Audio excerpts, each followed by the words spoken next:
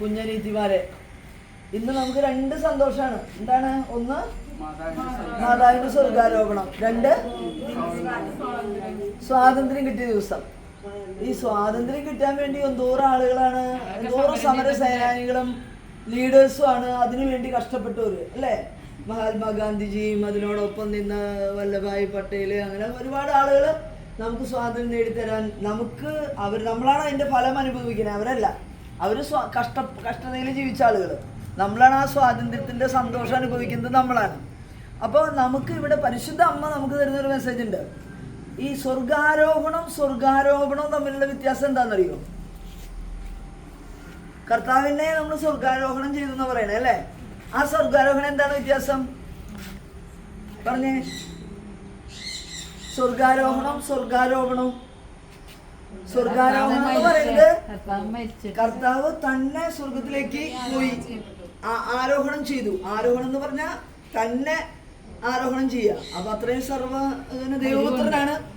ദൈവപുത്രനാണ്. അതുകൊണ്ട് തന്നെ ഇനി പരിശുദ്ധ അമ്മ സ്വർഗാരൂപിതയായി, ആരോ അമ്മയെ പൊക്കി എന്നാണ് അർത്ഥം. സ്വർഗത്തിലേക്ക് എടുക്കപ്പെട്ടു എന്നാണ് പറയാ. അപ്പൊ മാലാഖമാരും ഒരു കസേര ഇരുത്തണമെന്ന് അമ്മേനെ ഇരുത്തത്. അപ്പൊ ഒരു സ്വർഗാരൂപിതയായി, സ്വർഗത്തിലേക്ക് അമ്മ എടുക്കപ്പെട്ടു എന്നാണ് പറയാ. നമുക്ക് വേറെ ലക്ഷ്യമില്ല, സ്വർഗത്തിലേക്ക് എടുക്കപ്പെടണം. സ്വർഗത്തിലേക്ക് എടുക്കപ്പെടണമെങ്കിൽ അമ്മ എടുക്കപ്പെട്ട പോലെയല്ല നമ്മൾ എടുക്കപ്പെടാം.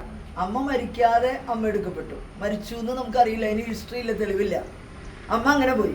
പക്ഷെ നമ്മളെ സംബന്ധിച്ച് നമ്മുടെ ജീവിതത്തിൽ അമ്മയ്ക്കൊരു മിഷൻ ഉണ്ടായിരുന്നു. പരിശുദ്ധ അമ്മയ്ക്കൊരു മിഷൻ ഉണ്ടായിരുന്നു. ഗാന്ധിജിക്ക് ഒരു മിഷൻ ഉണ്ടായിരുന്നു. എന്താണ് ആ മിഷൻ? ഗാന്ധിജിയുടെ മിഷൻ എന്തായിരുന്നു എന്ന് പറഞ്ഞേ? ഇങ്ങോട്ട് നോക്ക്. ഗാന്ധിജിയുടെ മിഷൻ എന്തായിരുന്നു?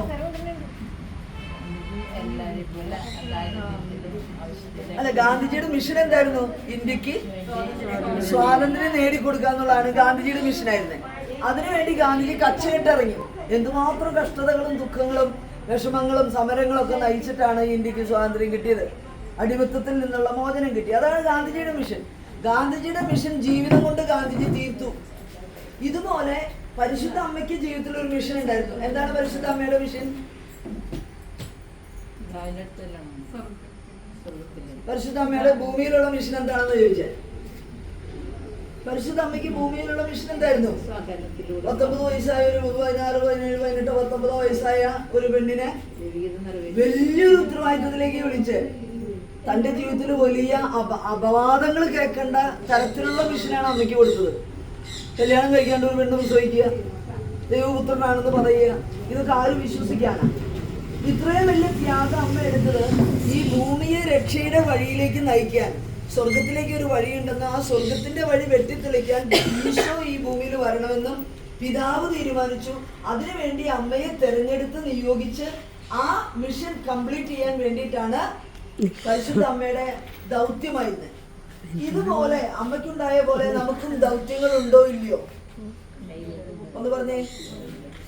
എനിക്ക് എന്നെ ഈ ഭൂമിയിലേക്ക് ജനിപ്പിച്ച് എന്നെ അയച്ചപ്പോ പിതാവിനൊരു തീരുമാനം, എന്നെ കൊണ്ട് ചെയ്തു തീർക്കാനുള്ള കുറെ കാര്യങ്ങൾ.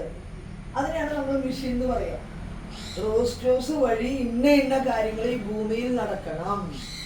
എൻ്റെ ഒരു ചിരി കൊണ്ട്, എൻ്റെ ഒരു തലോടൽ കൊണ്ട്, എൻ്റെ ഒരു സഹായം കൊണ്ട് ഇന്ന ആളുകൾ രക്ഷപ്പെടണം.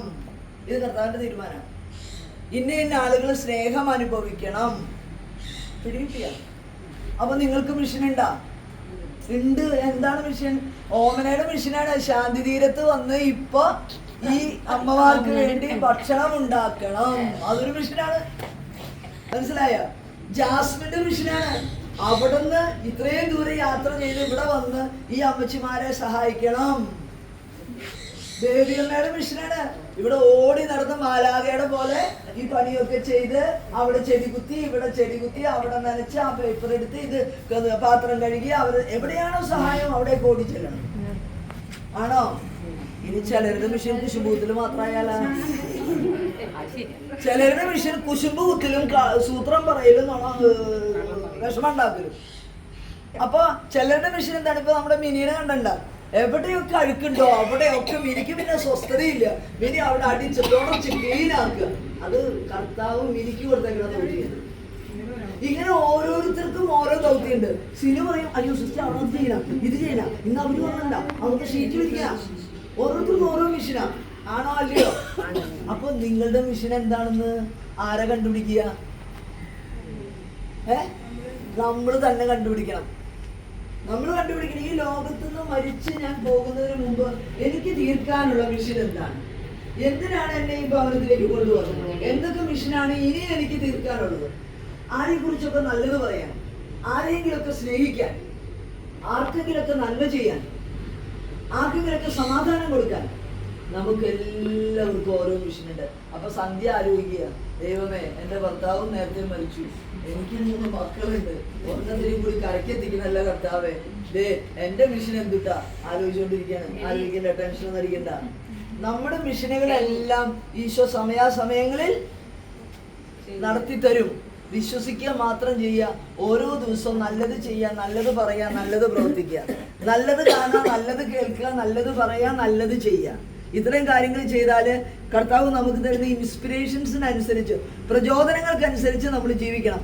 വീട്ടിൽ നമുക്ക് ചെയ്തു തീർക്കാൻ ദൗത്യമുണ്ട്, നാട്ടിൽ ചെയ്തു തീർക്കാൻ ദൗത്യമുണ്ട്, ജോലി ചെയ്യുന്നിടത്ത് ചെയ്തു തീർക്കാൻ ദൗത്യമുണ്ട്.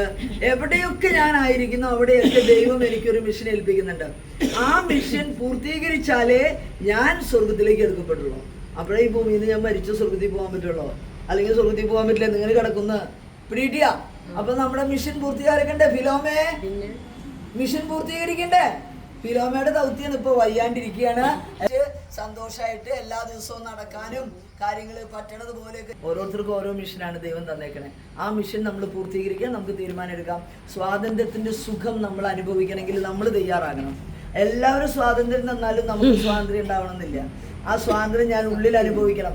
ആ ഉള്ളിൽ ആ ദൈവിക ആനന്ദത്തില് സഹനങ്ങൾ ഏറ്റെടുക്കുമ്പോൾ സ്വാതന്ത്ര്യം അനുഭവിക്കാൻ പറ്റണം. ആ സഹനം ഞാൻ മനസ്സുകൊണ്ട് ഏറ്റെടുക്കണമെങ്കിൽ എനിക്കത് സ്വാതന്ത്ര്യമാണ്. ഇന്നും നമ്മുടെ നാട്ടിൽ ഒരുപാട് സ്വാതന്ത്ര്യം മരീചികയായിരിക്കുന്ന ഒരുപാട് മനുഷ്യരുണ്ട്.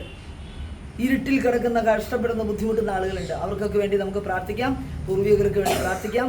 നമുക്ക് നന്മ പരസ്പരം ആശംസിച്ച് എല്ലാവർക്കും പറയാം, ഭാരത മാതാ കീ ജയ്, ഭാരത മാതാ കീ ജയ്, ഭാരത മാതാ കീ ജയ്, ജയ് ഹിന്ദ്. जनगणमन अधिनायक जय हे भारत भाग्य विधाता, पंजाब सिंध गुजरात मराठा द्राविड उत्कल गंगा, विंध्य हिमाचल यमुना गंगा उच्चल जलधि तरंगा, तब शुभ नामे जागे, तब शुभ आशीष मागे, गाये तब जय गाथा।